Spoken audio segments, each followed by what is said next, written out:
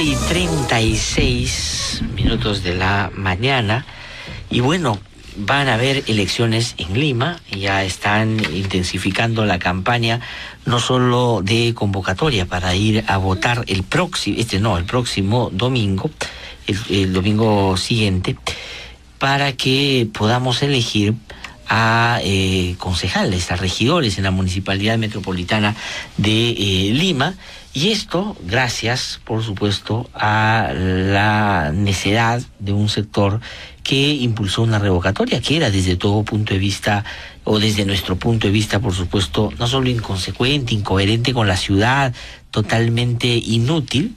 Pero, digamos, finalmente las reglas están dadas y eso se tiene que dar y dar de la mejor manera. Y para eso usted tiene que ir preparado más o menos conociendo a quiénes son los candidatos, quiénes son las agrupaciones que están aspirando a ocupar estos cargos. Y hoy nos acompaña Marité Bustamante. Ella es actualmente regidora de la Municipalidad de Lima, porque después del proceso de revocatoria, ella era accesitaria y subió a ser regidora.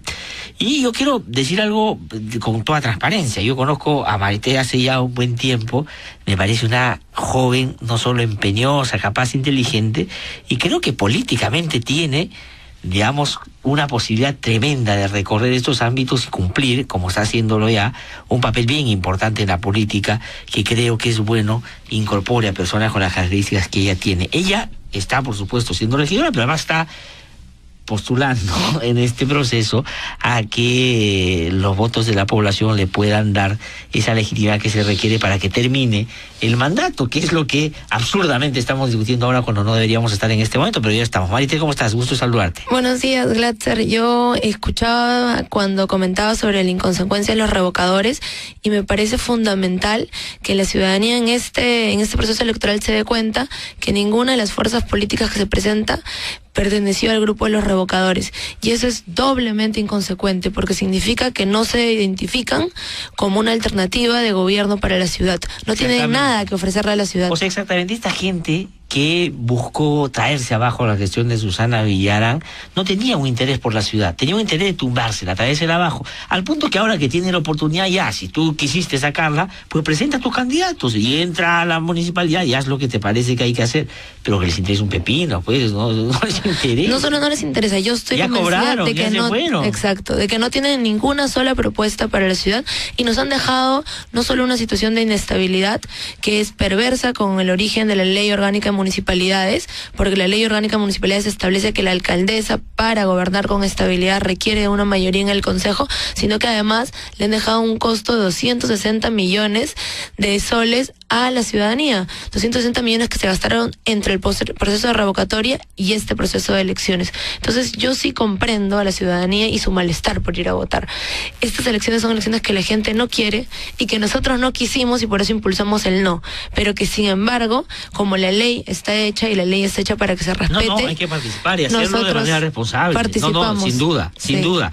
No, pero además, te digo, no solo por la irresponsabilidad de cómo se hizo y cómo se llegó a este momento, sino, claro, este es un proceso electoral corto, que es bastante cuesta arriba en términos generales, porque primero, tú ves, el ánimo de la gente no es electoral en este momento, no es que como cuando tú vas a votar para presidente o para alcaldesa o para alcalde, estás en un escenario que tú dices, pronto vamos a elegir una autoridad. Han hecho encuestas que la gente no sabe cuándo son las elecciones, cómo se va a votar, y yo he conversado con gente del jurado y la OMPE que también están preocupados porque les está haciendo difícil esta tarea. Entonces ya comienzas en un proceso de una manera deficitaria en términos de conocimiento de la opinión pública, pero además, claro, porque hay que decir qué cosas van a hacer en la municipalidad. Entonces te pregunto, ¿por qué tú eres parte de la municipalidad ahora, eres regidora, ¿no?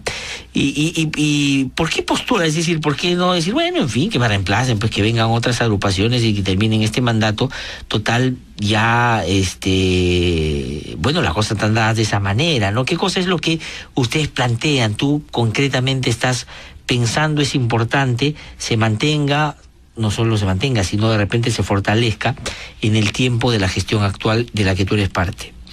Bueno, no, lo que yo creo es que como todo en el mundo, en la vida es complejo, y este proceso revocatorio que fue negativo para la ciudad ha traído en términos de ciudadanía algo positivo, que es que se conoce ahora mucho más un espacio de representación política como es el Consejo Metropolitano.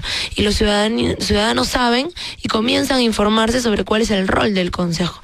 Y en ese sentido, yo creo que el Consejo Metropolitano juega un rol fundamental de acompañamiento a las reformas, generando su marco jurídico, fiscalizando la transparencia de estas reformas, pero además representando a los actores involucrados en las reformas. Esas son las tres principales funciones de un regidor: legislar, fiscalizar y representar. Y en ese contexto yo creo que no se puede ir a improvisar al último año de la gestión, y por eso es que yo he optado por ir a la reelección, y por eso es que estoy convencida que el equipo que debe de ingresar debe ser el equipo que hoy acompaña a la alcaldesa Susana Villarán, que en este momento nos presentamos con la lista de Tierra y Dignidad, la TID. Y lo hacemos primero porque consideramos que hay programas que solamente se garantiza su continuidad teniendo un respaldo mayoritario de las bancadas en el Consejo. Por ejemplo, ¿qué cosa? Por ejemplo, el programa Barrio Mío, que es un programa integral de desarrollo urbano en las laderas de nuestra ciudad, donde viven 3 millones de personas. Un tercio de la población limeña vive en condiciones de riesgo en las laderas, en las que no se puede acceder en muchos casos a agua, desagüe, servicios de electrificación, a títulos de propiedad, y viven en condiciones de riesgo por los derrumbes. Entonces nosotros iniciamos un programa de mitigación, sobre todo en muros de contención y escaleras, pero que además su segunda etapa significa la generación de espacio público, la generación de áreas verdes, la creación de áreas de acceso. Para lograr los proyectos urbanos integrales necesitamos de un presupuesto, y ese presupuesto es definido en el Consejo Metropolitano. Entonces, creo yo que se requiere una mayoría para garantizar el financiamiento de estos proyectos. ¿Y por qué lo digo? Porque en este momento hemos venido implementando algunos de estos proyectos de infraestructura y hemos tenido inconvenientes con la aprobación de la transferencia de presupuestos, sobre todo porque hay alguna oposición que considera que su labor fiscalizadora coincide con una labor de obstrucción. Entonces, en un escenario electoral permanente como el que nos ha planteado esta revocatoria, muchos partidos, creo yo, van a confundir el fracaso de la gestión de Susana con el fracaso de la ciudad. Y entonces, en favor de sus intereses políticos, van a retrasar las obras. Eso no lo podemos permitir. Ahora, pero digamos, el PPC, que es el grupo que en este momento está en la municipalidad, también en el Consejo Municipal, y que después de la revocatoria se fortaleció por el papel que cumplió el PPC y sus propios dirigentes apoyando el no, y eso fue una muestra que me parece importante. Pues se decía en ese momento que iba a ser más bien corresponsable de todo lo que pueda pasar, y se habló inclusive de, sin necesariamente que eso signifique un pacto entre las dos agrupaciones, la de ustedes y la de ellos, que iban a caminar en la misma dirección y que iba a haber discrepancias seguramente en algunos aspectos, pero que iban a ser menores a los puntos sustantivos para la ciudad que ambos iban a tratar de resguardar. Eso no ha sido así en la práctica, entonces.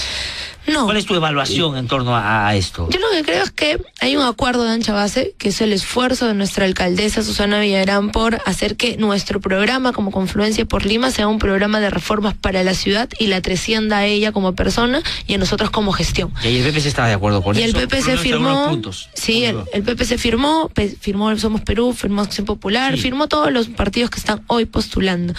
Pero lo que yo creo es que el acuerdo por Lima no es un acuerdo neutral.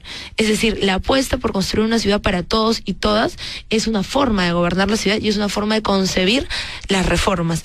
Y esa forma es nuestra, tiene el sello de la Confluencia por Lima y tiene el sello de las organizaciones progresistas y de izquierda. Y lo digo con un ejemplo clarísimo. Para nosotros, la Costa Verde es un proyecto para generar espacio público gratuito, en el que tú, viviendo en Comas o viviendo en Miraflores, puedas acceder a la playa. Una expresión de inclusión. Una expresión de ciudad, inclusión. Claro, como dice el eslogan de la municipalidad, para todos. Para todos.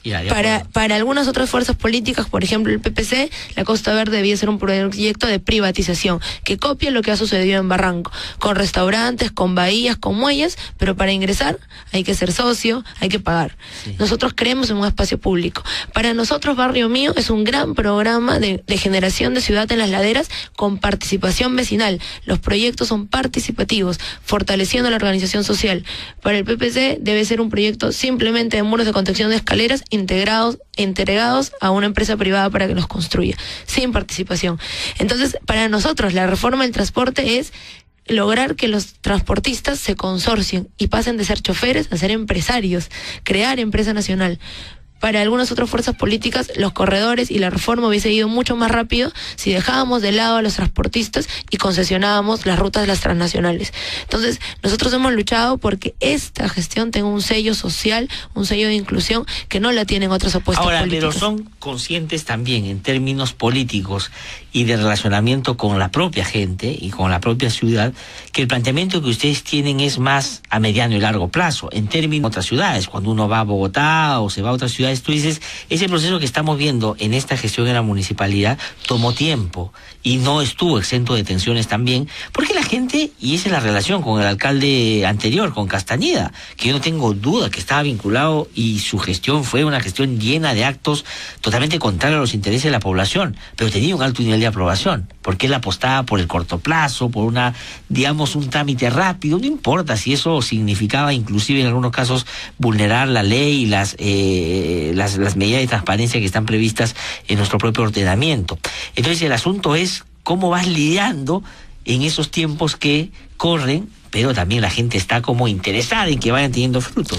Sí, yo entiendo absolutamente el sentido de urgencia que tienen las personas, y lo entiendo porque vivo en esta ciudad y sé que la reforma del transporte ha esperado 30 años, sé que la reforma del comercio mayorista ha esperado 45 años y sé que la gente está cansada del caos y del desorden. Y entonces, frente a ese sentido de urgencia, cuando nosotros proponemos planificación, es decir, desarrollo a largo plazo, la gente nos dice, ¿y qué hago con el día a día? Entonces, claro, pero el día a día ha estado marcado por, digamos, sus problemas sin que nadie siquiera se interese por ellos y los empiece a resolver. Sí. Entonces, claro, cuando alguien dice, yo lo voy a resolver, la exigencia con el que quiere resolver es mayor, y le dicen, cuando antes, digamos, tampoco es que había tanta exigencia para que resuelvan. Sí, no, yo creo que lo que nosotros hemos es abierto un puente, digamos, de expectativas. Y creo que esta gestión, por al contrario de lo que la gente considera o lo que los medios consideran hoy, va a ser recordada como la gestión de las reformas. Es decir, nosotros lo que queremos es que nuestras reformas avancen a tal punto que el proceso sea irreversible y que quien venga a la alcaldía del 2014 tenga la responsabilidad de asumirlo. Y yo siento que poco a poco la gente está convencida de este proceso. Las encuestas confirman, por ejemplo, que la mayoría de la gente está con la reforma del transporte. El paro fracasado de hoy es una muestra que la reforma del transporte está funcionando. Sí, yo me acabo de enterar que había paro, pero no había visto viniendo. O sea, no es que se ha notado mucho. Claro, en ese tema sí, pero la pregunta que la gente se puede estar haciendo, Maite, es la siguiente, ¿no?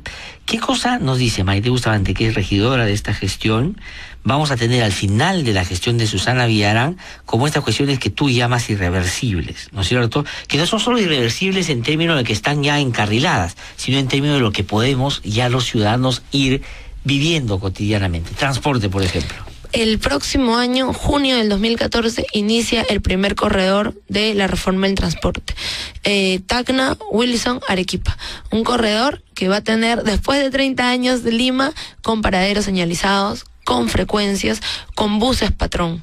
Ningún bus que no cumpla con las características del bus patrón va a poder estar en el corredor, y en diciembre del 2014 funcionan los siguientes 4 corredores: Panamericana Norte, Panamericana Sur, Javier Prado, Abancay, Manco Cápac, y entonces vamos a tener una ciudad en la que se palpe y se sienta todos los días una reforma del transporte que primero traiga seguridad para los usuarios, pero también derechos laborales para los trabajadores del transporte, porque no tenemos que olvidar que la reforma del transporte no solo está hecha para los usuarios, que exigimos un servicio más seguro, más ordenado, sino también para aquellas personas que todos los días salen a trabajar para que nosotros podamos ir a estudiar y a trabajar, y que no tienen derecho. Además, eso es una, digamos, razonamiento que a mí me parece, y la gestión actual lo ha tomado de sentido común. Cuanto mejor tratas tú a las personas que pues van a tener vínculo con la población directamente, mejor vínculo van a tener. Es decir, cuando el chofer se sienta mejor tratado, cuando el cobrador sea y sienta que tiene vigentes sus derechos, pues eso se va a reflejar en su relación con la gente también. No justifico los maltratos de los que somos víctimas ahora, que transitamos en esta ciudad, pero digamos hay una explicación también en que terminan ellos siendo víctimas de una situación que la verdad los afecta tremendamente también a ellos, ¿no? Sí, yo creo que esta gestión lo que ha hecho es recobrar el sentido humano en las reformas. Es decir, cuando tú decides que Vía Parque Rímac se realiza como una inversión privada necesaria para la ciudad, pero que no significa que tú desconozcas el esfuerzo de una persona que durante 30 años ha construido su vivienda ofreciéndole solo $5,000, como lo iba a hacer la gestión anterior, sino que renegocias el contrato para que estas personas tengan una indemnización de por lo menos 30,000, estás pensando en el esfuerzo de una familia de haber construido un hogar.